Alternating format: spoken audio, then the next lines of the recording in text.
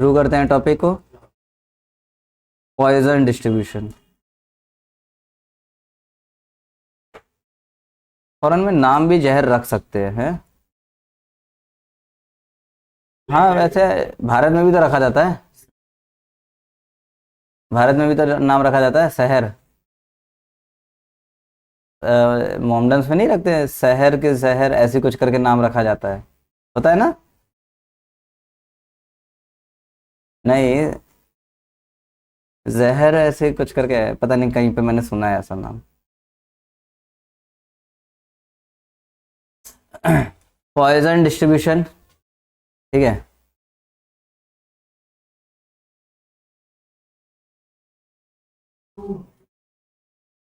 This concept is given bye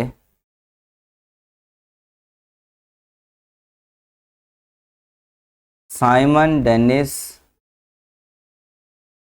poison. इन लोगों का नाम पढ़ के भी लगता है कि ये कोई कॉन्सेप्ट है।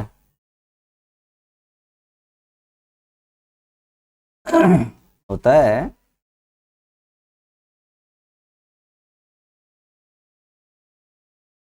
तो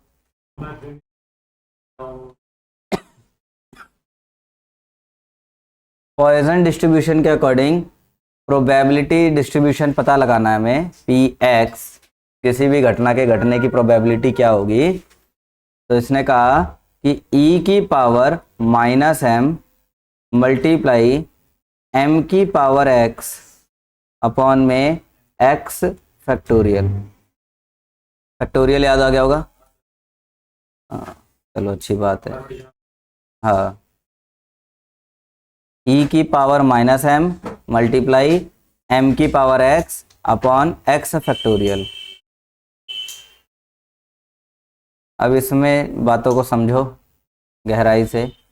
एम एम का मतलब है मीन। ई जो पीछे वैल्यू आई थी 2.71232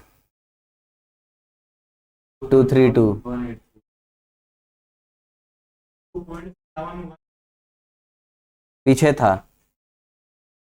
यहाँ पर ये वैल्यू इसकी है। भाई पॉइंट में 3-4 डिजिट बाद तो वेरिएशन आ ही सकता है। नॉर्मल डिस्ट्रीब्यूशन के अकॉर्डिंग ई की वैल्यू वो थी और पॉइजन डिस्ट्रीब्यूशन के अकॉर्डिंग ये है।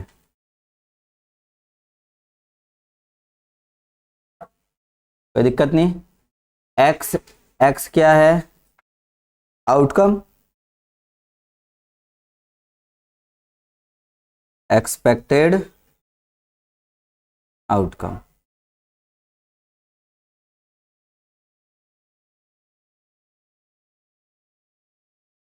तो ये सारी चीजें करने से प्रोबेबिलिटी डिस्ट्रीब्यूशन पता चल जाएगा।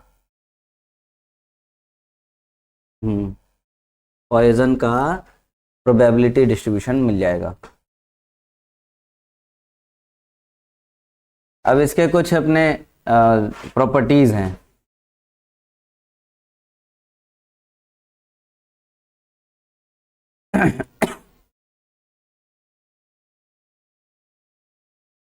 प्रॉपर्टीज बाय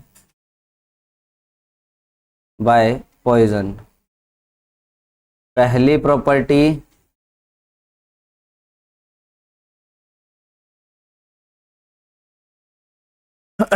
पॉइजन ने कहा कि मीन और वेरिएंस इक्वल रहेंगे हमेशा। Mean is equals to variance are always equal, है ना? कहने का मतलब mean will equal to standard deviation का स्क्वायर। वेरिएंस यही होता है।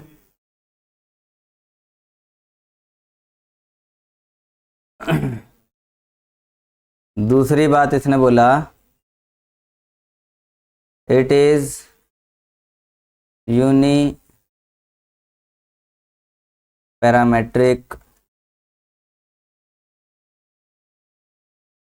distribution, it has only parameter. Binomial distribution में भी था, एक ही पैरामीटर था वहां, यहां पर भी एक ही पैरामीटर है। एक्स निकालना है, एक्स निकालना है तो एक्स की value will be similar to P m. M मतलब मीन, यानी मीन का प्रोबेबिलिटी डिस्ट्रीब्यूशन निकालेंगे तो वो एक्स की वैल्यू हो जाएगी। एक्स का प्रोबेबिलिटी डिस्ट्रीब्यूशन निकालेंगे तो पीछे दिया हुआ फॉर्मूला है, और मीन का प्रोबेबिलिटी डिस्ट्रीब्यूशन निकाल देंगे तो वो एक्स हो जाएगा।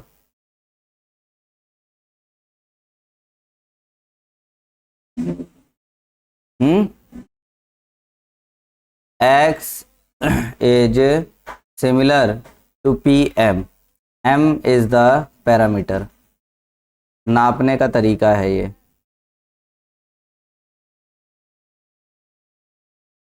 तीसरा,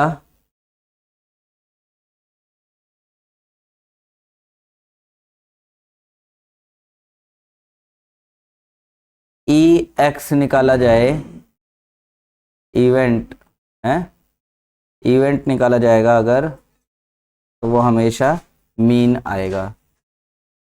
ई एक्स बराबर मीन।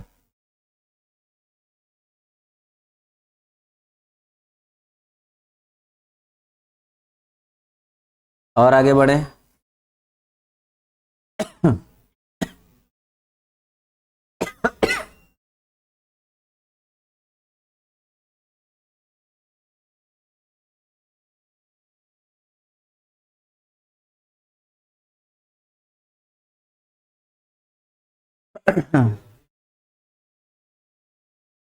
तो बढ़े आगे, देखे चौथा पॉइंट है प्रोबेबिलिटी डिस्ट्रीब्यूशन में बी यूनी मॉडल और bimodal. Probability distribution unimodal और बाई मॉडल भी दोनों तरह का हो सकता है। यूनी मॉडल मतलब कि किसी एक पैरामीटर पे ही पूरा डिपेंड करता है प्रोबेबिलिटी, और बाई मॉडल का मतलब कि दो पैरामीटर्स पे प्रोबेबिलिटी डिपेंड करती हो। अब हमने यहाँ देखा कि पॉइजन यूनी मॉडल है, यूनी पैरामेट्रिक है ना, और इसलिए अब हमें क्या करना है, इसको आगे समझना है कि यूनी मॉडल और बाई मॉडल कैसे काम कर रहा है। मॉडल मतलब मूड है,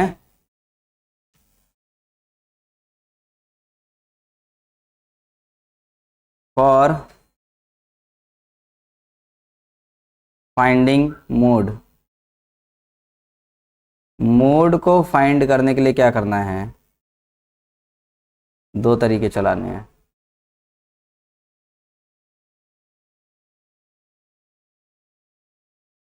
इफ m इज इंटीजर, अगर m इंटीजर हो देन मोड कैलकुलेट करने के लिए फॉर्मूला लगाएंगे m एंड m-1। ये हो गया मोड।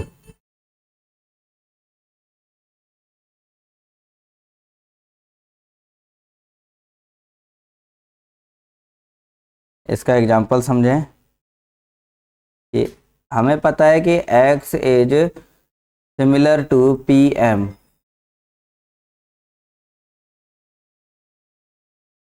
अगर मीन 10 है, मीन का मतलब m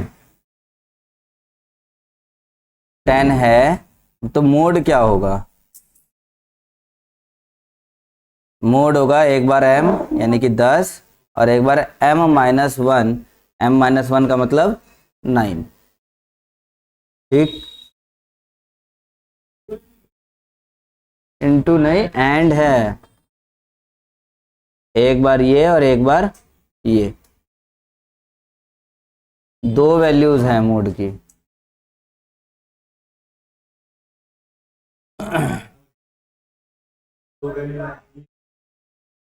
हम्म।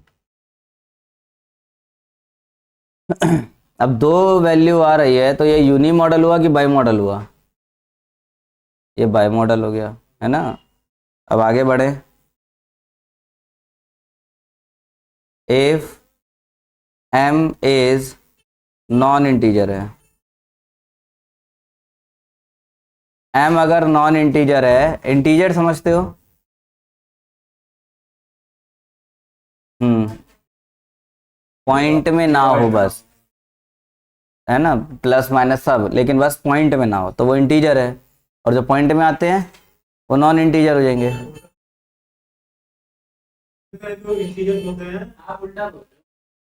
जो पॉइंट में नहीं होते हैं नंबर, वो इंटीजर होते हैं।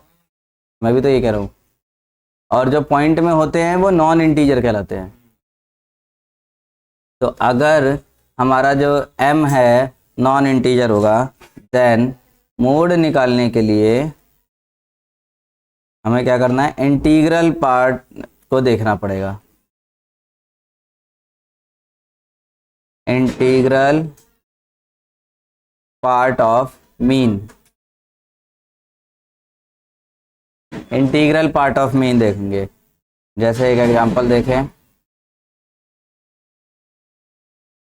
एग्जांपल देखेंगे।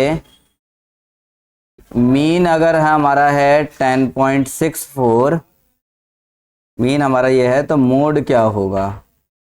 तो मोड है इंटीग्रल पार्ट। इनमें से इंटीजर कौन है? ये वाला है, यही आंसर हो जाएगा।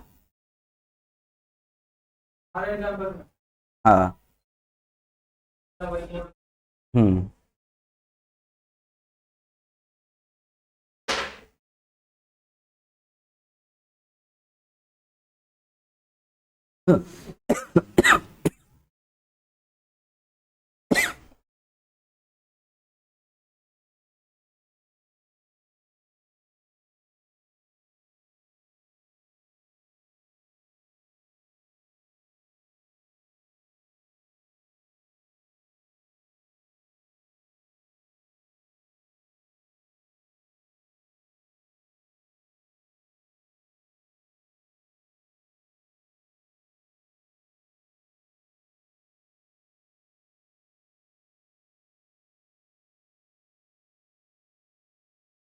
सारी प्रॉपर्टीज कंप्लीट हो गई।